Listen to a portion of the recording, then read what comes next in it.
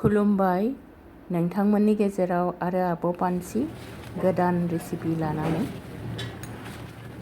दिनैनि रेसिपिया जाहैबाय दुदालिनि ओंख्रि।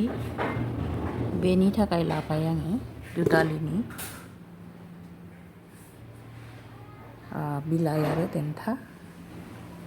नैबे बिनजों संगोन आङो। बे बिनखौ सिगाङावनो आङो सोमनानै दोनदों मोजाङै सुनानै। बिनिफ्राय प्रेसार कुकाराव रुनानै लानोसै।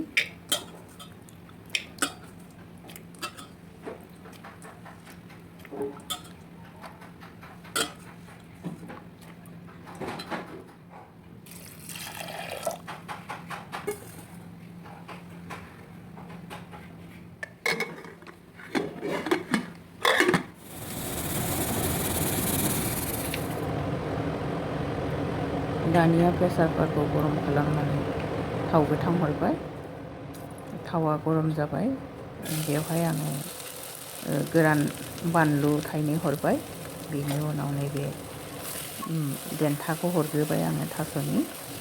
बेनि उनाव बिलाइखौ एफा एफा हरबाय थानोसै। बेनिफ्राय एवबाय थानोसै। आङो थाब जानायनि थाखाय प्रेसार कुकारावनो बानायो।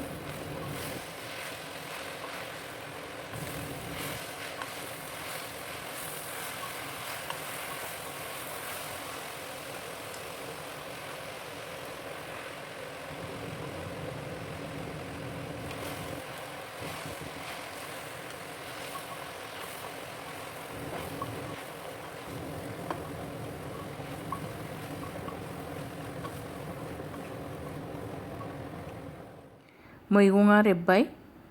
दानिया मुख्रा खोबनानै हुइसेल गाबजासे होनोसै। खेबनै खेबथामसो हुइसेल गाबहोनोसै। आङो अरखौ सिमावनो होबाय।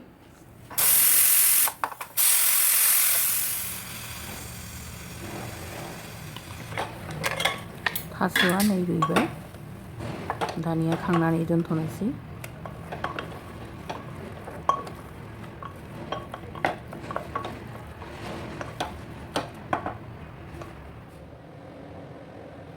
दानिया साराय जानहरबाय। सारायाव थाव गोथां हरबाय। थावा राबाय नै। जिरा गथा एसे हरबाय। बेनि उनाव गलमरिस देरामनाय हरनोसै।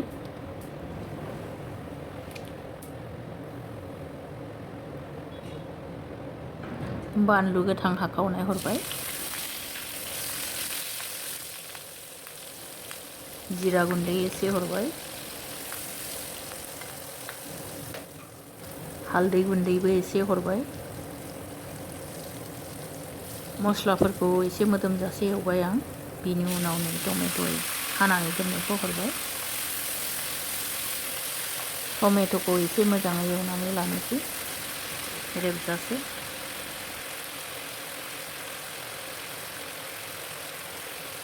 संख्रि नांजासे हरबाय।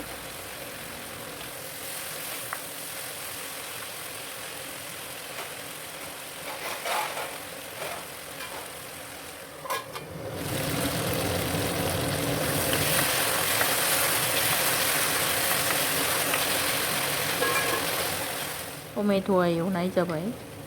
थाव ओंखारबाय नै। दानिया आङो बानलु गोमोन देरामनायखौ एसे हरबाय।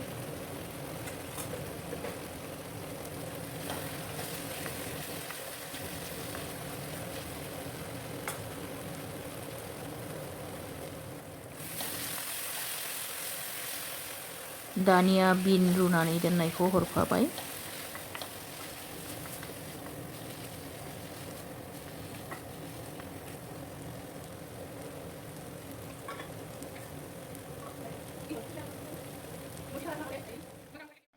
दानिया एवनानै दोननाय थास'खौबो होफादेरबाय।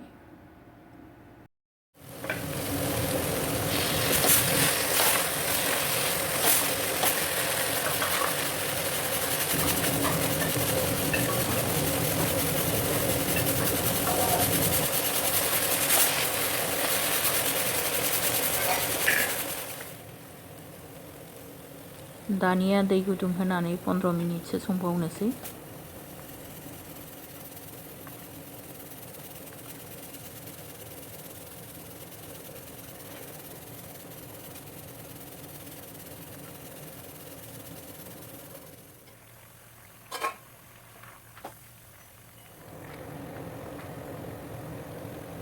ओंख्रिखौ एसे जारें जाहोनो थाखाय टमेट' हानानै आरो हरबावबाय।